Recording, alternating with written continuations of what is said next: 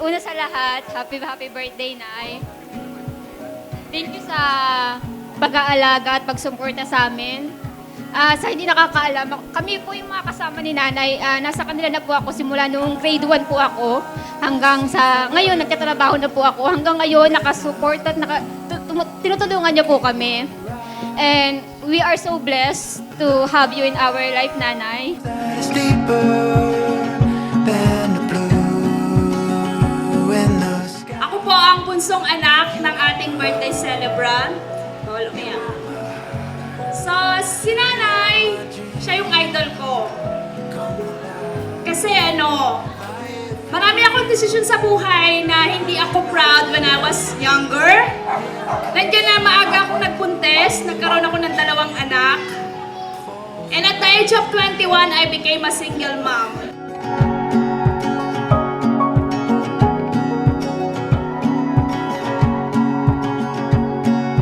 You're like a picture. Ang message ko lang po sa aking kapatid na sana humaba pa ang buhay niya. Sana marami pa siyang birthday na dumating at makapiling niya pa ang mga anak at mga apo. Sana ate, maging malusog lagi ang katawan mo. Salamat at ikaw ay nandiyan ka pa. Kasi sabi nga na pag wala na pag ang matanda nawala, hirap. Salamat sa mga binibigay mo. Kahit dahil kami tinutulungan pa rin.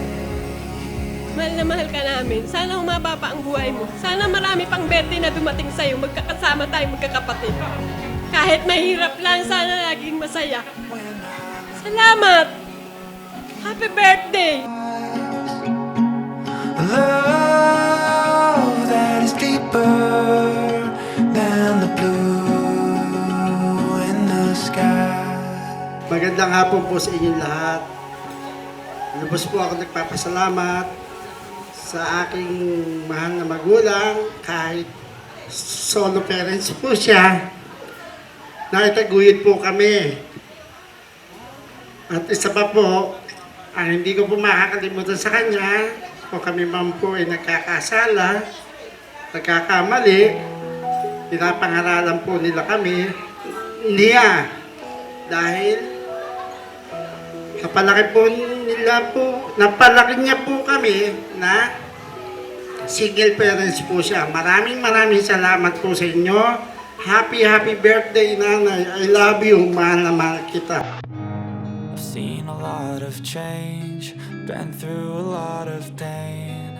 Some things are not the same as they were a year ago. Ngayong ikaw ay 70 years old na, ang hiling ko lang, mabuhay ka ng payapa, malusog, walang iniintinding problema. Panahon na para kami naman ang mag-alaga at magsilbi sa'yo, tulad ng walang sawang pag-aaruga mo sa amin kung kami mga bata pa. Thank you so much for everything. Nagpapasalamat din ako sa Panginoon kasi laging malakas. I wish you all the best in life. Enjoy your day. Be happy. Don't be stressed. Enjoy lang. And we always here for you and we love you. Some things are not the same as they were a year ago, but all will be okay. I move on each and every day. The past is where it stays, way back a year ago. So, starting from zero scratches, as in wala kang stable na income, meron kang mga pinapalaking anak. So, ang hirap. But without Nanay, I was able to work. Siya yung tumitingin sa mga anak ko. Si Nanay ang karamay ko sa pagpapalaki sa mga anak ko. In short, siya yung naging parang tatay ng mga anak ko.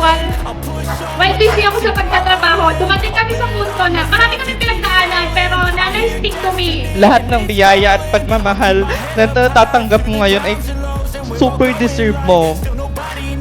Ang pray ko lang ay patuloy kang gabayan, ingatan at pagpalain ng Panginoon sa bawat araw ng buhay mo. Mahal na mahal ka namin, Nanay. Happy 70th birthday. Some things are not the same as they were a year ago, but all will be okay. I move on each and every day.